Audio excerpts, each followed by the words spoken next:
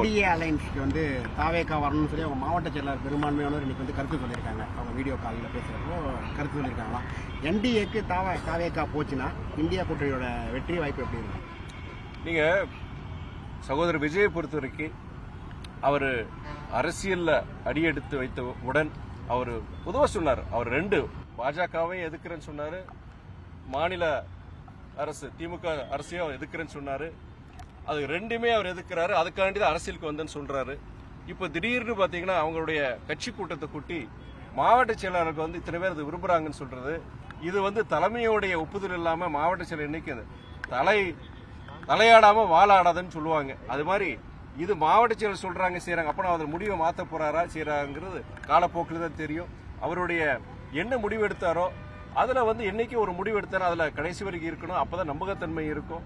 அதே வேளையில பொறுத்த வரைக்கும் கூட்டணி ஒரு கூட்டணி வந்து பாஜக அதிமுக கூட்டணி வைத்தாலும் எங்களுடைய கூட்டணியை பொறுத்த வரைக்கும் பாதிப்பு உருவாகாது என்ற நம்பிக்கை இருக்கு. ஏன்னா கடந்த கிட்டத்தட்ட 5 ஆண்டுகளை பொறுத்த வரைக்கும் மக்கள் சார்ந்த அடித்தட்டு மக்களை சார்ந்த பிரச்சனைகள் இருக்கட்டும், அடித்தட்டு சமூக நீதியின் அடிப்படையில் அடித்தட்டு ஜனங்களுக்கு தேவையான திட்டங்களை அவங்க வந்து இந்த அரசாங்கம் நிறைவேற்றி இருக்கிறாங்க.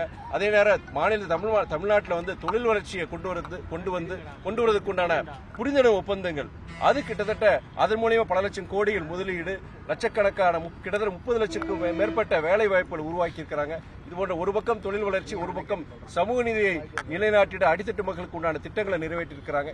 இதன் அடிப்படையில் என்னன்னா ஒரு தமிழக மக்கள் திமுக தலைமையிலான மதசார்பற்ற முற்போக்கு கூட்டணிக்கு பேர் ஆதரவு அளிப்பார்கள் நம்பிக்கை இருக்கு. ரஜினி வந்து அரசியலுக்கு வரக்கூடாதுன்னு திமுக தான் தடுத்துச்சுன்னு சொல்லி ஆதரவு அளிச்சு நான் பேசியிருக்காரு, மிரட்டிட்டாங்க ரஜினியை. இப்போ அதாவது அரசியலை பொறுத்த வரைக்கும் பல பேர் பல கருத்துக்களை சொல்றாங்க. எது உண்மை எது பொய்ங்கிறது உங்களை போன்ற பத்திரிகையாளர்கள் ஊடகவியாளர்கள் அதுதான் நீங்க ஜனங்களுக்கு கொண்டு போகணும். அவர் இப்படி ஒரு கருத்து சொல்லியிருக்கிறாரா, நீங்க கேட்க வேண்டிய கேள்வி எங்கிட்ட 2 இடத்துல. ஒன்னு நம்முடைய சகோதரர் ஆதவ கிட்ட கேட்கணும், இன்னொன்னு இல்லைன்னா நம்முடைய சூப்பர் ஸ்டார் ரஜினிகாந்த் சார் கிட்டே நீங்க கேட்கணும். அவங்க 2 பேருக்கு தான் உண்மை தெரியும். இவர் சொல்லியிருக்கிறார், அது பதில் சொல்ல வேண்டிய ரஜினி சார். இதுல நான் வந்து என்ன ஒன்னும் சொல்ல முடியாது.